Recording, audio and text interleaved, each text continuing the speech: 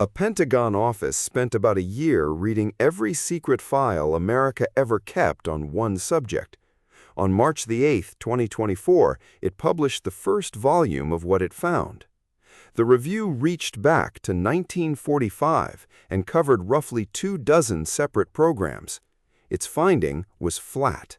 In nearly 80 years of files, no case showed technology built off Earth.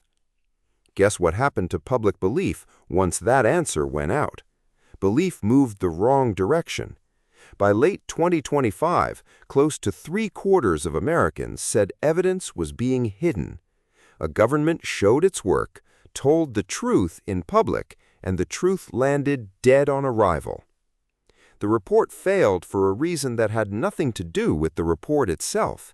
Every agency named in it had already been caught lying about the sky on purpose.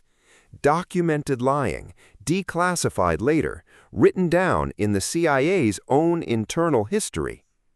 Guess how many sightings from the late 50s into the 60s came from America's own spy planes? More than half of them. That is the estimate of the officers who ran those aircraft. The plane cruised near 70,000 feet, while airliners sat around 20,000. After sunset on the ground, sunlight still caught its silver wings, so witnesses saw fire overhead. Air Force investigators blamed ice crystals, knowing better, and that lie outlived the airplane. Roswell, New Mexico, 1947, the Army announced it had recovered a flying disc. Hours later, the same Army called it a weather balloon. Then it went quiet for decades. Guess what those balloons were actually carrying? Microphones carried miles up, listening for the sound of the first Soviet nuclear test. Saying that out loud in 1947 would have handed Moscow America's detection method. The Air Force finally explained all of it in 1994, 47 years later. By then, the real answer sounded like the third draft of a story rather than a fact. Change your account once, and every version afterward gets graded as an account. A ship longer than 2 football fields sailed into the Pacific to mine rocks off the seafloor. Howard Hughes lent it his name, newspapers covered it, and the entire enterprise was theater. The real job was lifting a sunken Soviet submarine from 3 miles beneath the surface. Guess how the CIA replied when a journalist filed paperwork asking about the operation? It wrote that it could neither confirm nor deny that the requested records existed at all. 1975. Courts accepted the wording, and lawyers named it after the ship. Any agency can now dodge a direct question by refusing to say whether an answer exists. A government built a machine for answering without answering, then lost the power to be believed. 1975 was a brutal year for official denials across the board. 2 investigations opened the CIA's books and found a program that drugged human subjects. Some had volunteered.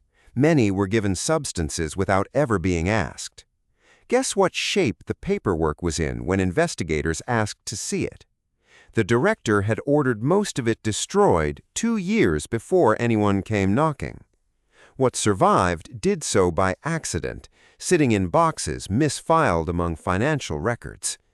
That accidental pile alone held 149 sub-projects across 80 institutions.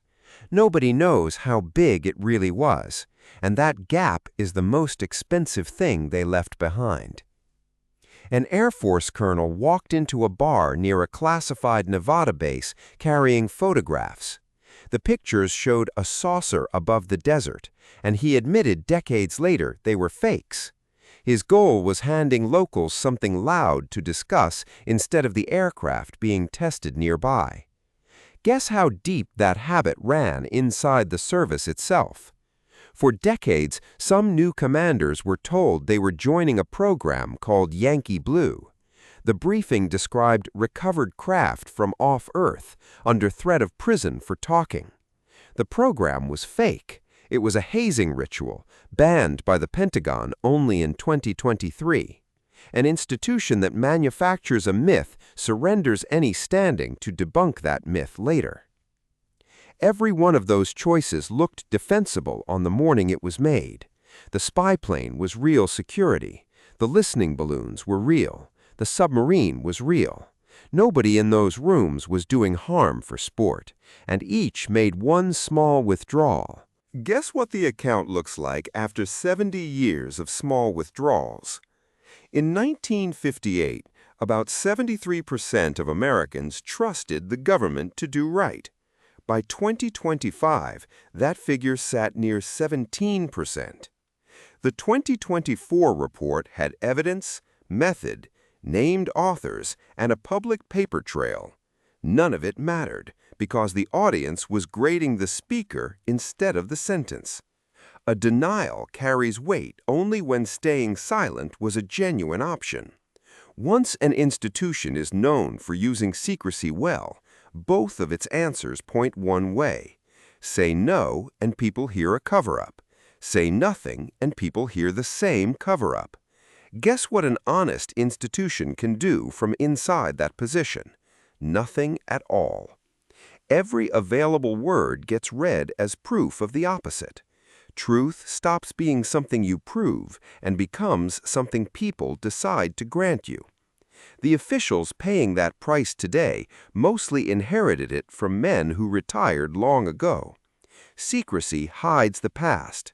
The part nobody prices is that it also deletes your future. Your credibility runs on identical rules, at a scale you can actually see. A number softened in a report. A date shaded on a call.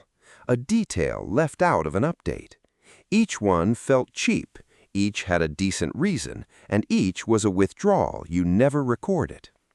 Guess when the balance gets read back to you? On the day you are telling the plain truth and desperately need the room to believe you. Reputation is a balance other people keep for you, and they never show you the ledger.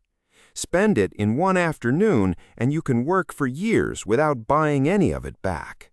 You can be right and still lose the room, because the room stopped grading your words years ago.